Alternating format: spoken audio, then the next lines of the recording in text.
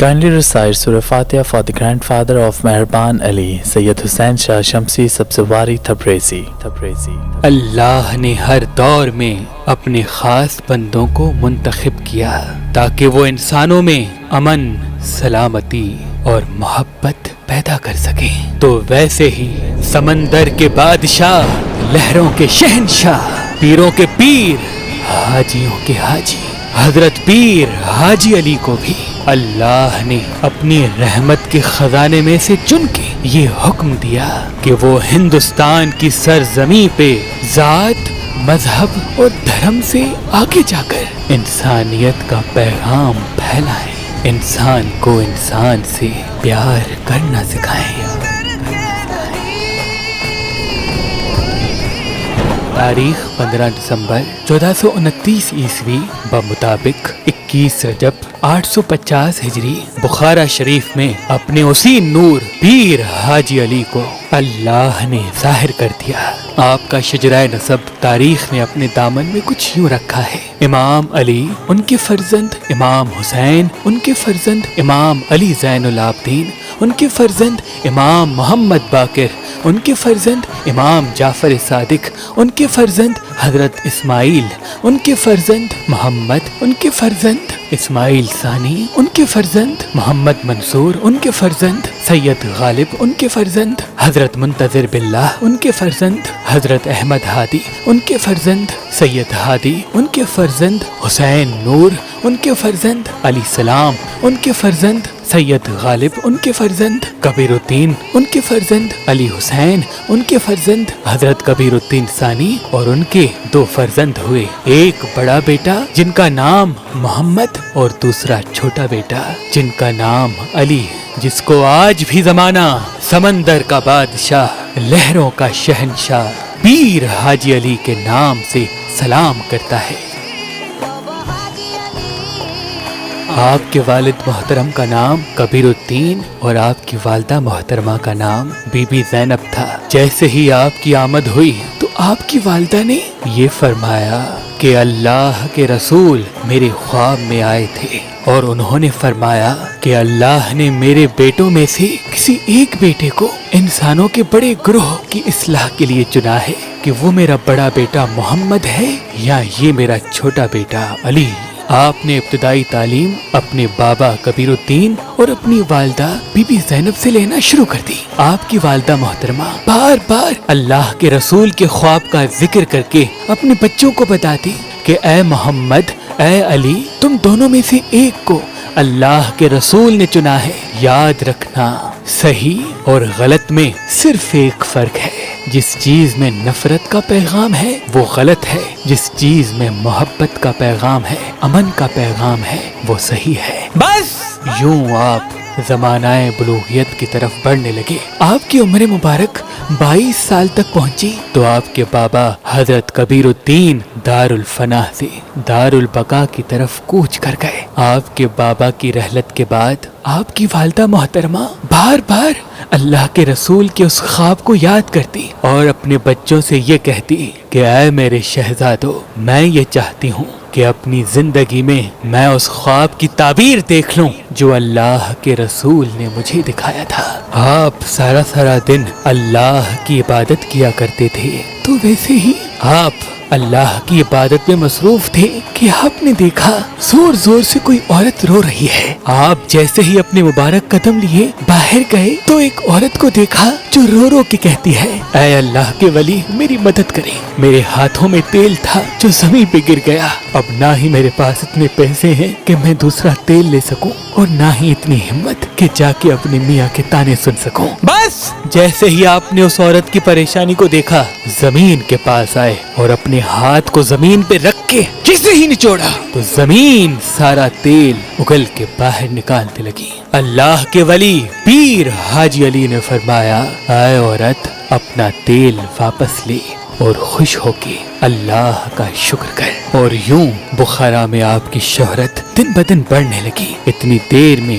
آپ کی والدہ محترمہ کے پاس یہ خبر پہنچی کہ ہندوستان کی زمین پہ لوگ مذہب، دھرم کے نام پہ ایک دوسرے سے نفرت کرتے ہیں۔ آپ کی والدہ محترمہ نے سکون پایا اور سمجھ گئی کہ اللہ کے رسول کی اسی خواب کی تعبیر پوری ہونے والی ہے۔ آپ نے اپنے دونوں شہزادوں کو کہا کہ جاؤ ہندوستان کی سرزمین پہ لوگوں کی اصلاح میں اپنے آپ کو مصروف کر دو۔ بس دونوں شہزادے ہندوستان کی زمین پہ قدم رکھ کے لوگوں کی اصلاح کرنے میں مصروف ہو گئے، اور ہندوستان کے لوگ جیسے کہ آپ بخارا سے ہجرت کر کے آئے تھے تو بخاری سید کہنے لگے۔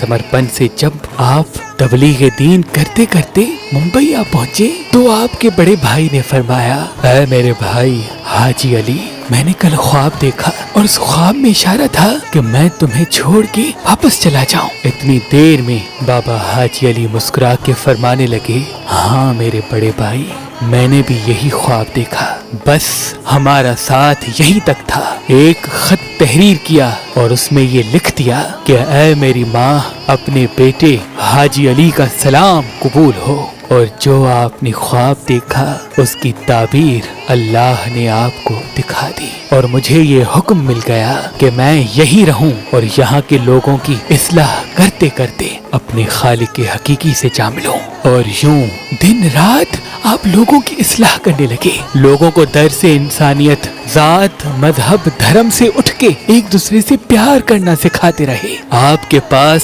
صرف انسان نہیں بلکہ جنات اور دوسری مخلوقات بھی آیا کرتی تھی۔ آپ نے اپنا مسکن سمندر کے ساتھ کچھ پتھر رکھے ہوتے تھے، بعض مرتبہ وہاں آ کے اکیلے بیٹھ جاتے تھے، اور جنات اور سمندر کی مچھلیاں آپ کے قدم مبارک چومتی رہتی تھی۔ آپ نے اپنے وقت کو کچھ اس طرح سے رکھا تھا کہ کچھ وقت آپ خشکی پہ آ کے انسانوں کی اصلاح کرتے تھے تو کچھ وقت آپ اس سمندر میں جہاں آج آپ کی مزار مبارک ہے وہاں تنہا بیٹھ کے سمندر کی مخلوقات اور جنات کو درس اخلاق سکھاتے تھے۔ بعض مرتبہ جب 2-2 4-4 دن گزر جاتے تھے تو آپ کے چاہنے والے، آپ کے مرید بڑی مشکلات سے اس سمندر کے بیچ میں جہاں آپ کی مزار ہے اس وقت صرف کچھ پتھر موجود ہوتے تھے، آ کے آپ کی زیارت کرتے تھے اور آپ سے فیض لیتے تھے، اور یوں رفتہ رفتہ آپ کا نام ہندوستان کی زمین پہ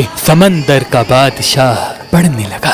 جس کی جو پریشانی ہوتی تھی لوگ آپس میں کہتے تھے، جا سمندر والے پیر کو کہہ اللہ تیری مراد پوری کرے گا۔ کافی سال آپ لوگوں کو فیض، علم اور اخلاق کا درس دیتے رہے۔ آپ کی عمر مبارک جب 85 سال کی ہوئی تو آپ نے یہ فرمایا، مجھے اللہ کی طرف سے بلاوا آیا ہے، اب میں زیادہ دیر تمہارے ساتھ نہیں رہوں گا، لیکن میرا علم، میرا فیض اور میری شخصیت قائم رہے گی۔ یہ کہتے رہے کہ آپ کے مرید جو انسان تھے اور جو سمندر میں مچھلیاں تھیں یا جو جنات تھے وہ غم زدہ ہونے لگے۔ کچھ ہی دنوں میں آپ نے فرمایا، میں چاہتا ہوں کہ میں آخری وقت میں اللہ کے گھر اور اللہ کے رسول کے روزے کی زیارت کروں۔ آپ نے حج کا ارادہ کیا اور سمندر کے رستے سے مکہ مدینہ کی طرف رواں ہو گئے۔ بس حج کے بعد جیسے ہی آپ نے اللہ کے گھر اور اللہ کے رسول کی زیارت کی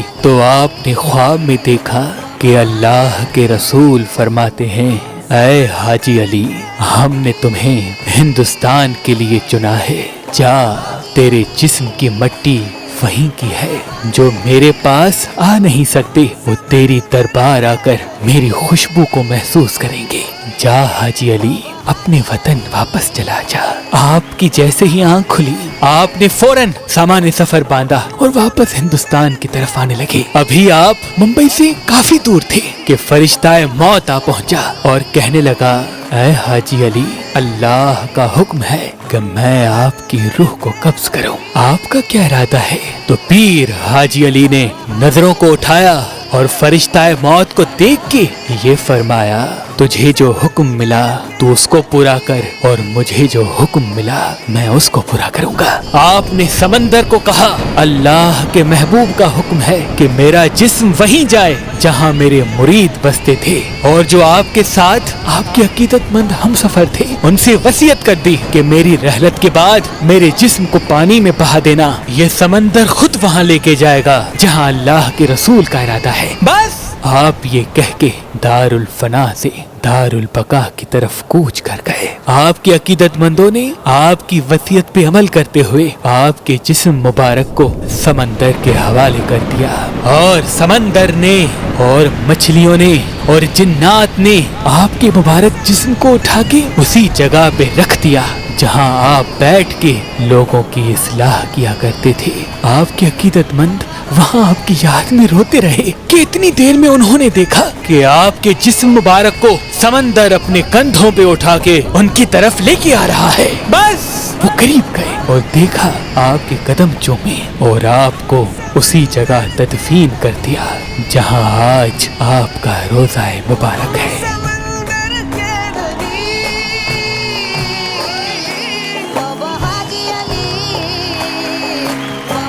आपके इस मौजज़े को वहाँ के लोग एक दूसरे को बताते रहे, और जो आपके मुरीद भी थे वो भी आपके दरबार आते रहे। आपकी दरबार और खुशकी तक कोई पक्का रास्ता नहीं होता था। आपके चाहने वाले पत्थर जमा करते, समंदर में डालते और उससे आपकी दरबार तक आ पहुँचते, आपकी ज़ियारत करते और वापस चले जाते। 1944 में मोहम्मद अबी बकर ने आपके अकीदतमंद होने की हैसियत से ये इरादा किया कि आपके मुरीद बड़ी मुश्किल से आपकी दरबार में आते हैं, एक पक्का रास्ता कायम किया जाए ताकि आपके चाहने वाले बगैर तकलीफ किए आपकी दरबार आ पहुँचे। लेकिन वो बार बार ये सोचता था कि समंदर में पक्का रास्ता बनाए तो वो कुछ ही अय्याम में टूट जाएगा। इस बात को कुछ ही रोज गुजरे कि एक बूढ़ा सा आदमी जनाब अबू बकर, जो उन अय्याम में आपकी दरबार की खिदमत किया करता था, उनके पास आया और कहने लगा कि मेरे ख्वाब में मेरे मुर्शिद पीर हाजी अली आए और मुझसे पूछा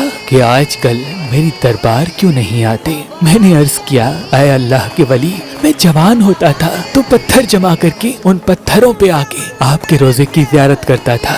ऐ अल्लाह के वली, अब मैं बूढ़ा हो चुका हूँ और मेरे जिस्म में इतनी ताकत बाकी नहीं कि पत्थर जमा करके रास्ता बनाऊं। तो इतनी देर में उस बुजुर्ग ने ख्वाब में देखा कि पीर हाजी अली फरमाने लगे, जल्द ही एक पक्का रास्ता मेरी दरबार तक बनेगा और मेरे जो बूढ़े अकीदतमंद हैं, मेरे जो बीमार अकीदतमंद हैं, उनको मेरी दरबार में आने पर किसी जहमत का सामना नहीं करना पड़ेगा। तो उस बुजुर्ग ने कहा, ऐ अल्लाह के वली, समंदर में इतना पक्का रास्ता कैसे बनेगा, वो तो टूट जाएगा। तो आपने फरमाया, इस रास्ते की हिफाजत समंदर खुद करेगा।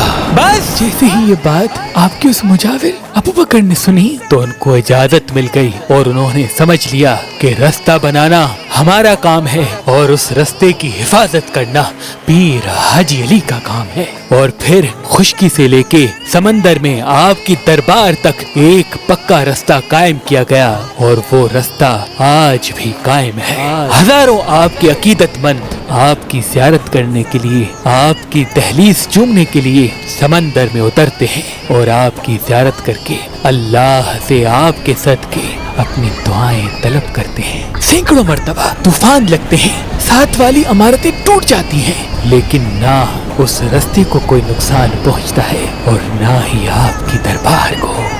सलाम हो समंदर के बादशाह, लहरों के शहंशाह, वलियों के वली, हाजियों के हाजी पीर हाजी अली पर।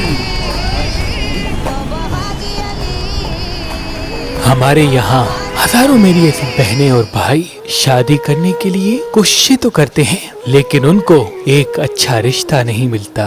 तभी आप तमाम मोमिनीन की दुआओं से हमने मेहरबान शादी दफ्तर कायम कर दिया है। अगर आप अपने घर में या अपने लिए खुद कोई अच्छा रिश्ता चाहते हैं तो आप मेहरबान शादी दफ्तर के नंबर पे कॉल करें और जिस किस्म का आपको रिश्ता चाहिए इंशाअल्लाह वैसा ही रिश्ता हम आपका करवाएंगे। अगर हमारा नंबर आपको मसरूफ मिलता है तो आप मेहरबानअली.com पे आए और उसके बाद मेहरबान शादी दफ्तर पे क्लिक करें और सारी तफसीलात यहाँ मौजूद है। अल्लाह तमाम मोमिनीन को सलामत रखे। हमारे यहाँ सादात और गैर सादात, पाकिस्तान और पाकिस्तान से बाहर अल्लाह के करम से बहुत ही अच्छे और नेक रिश्ते मौजूद हैं। तो अभी फोन उठाएं और इस नंबर पे कॉल करके अपने लिए एक अच्छा रिश्ता हासिल करें।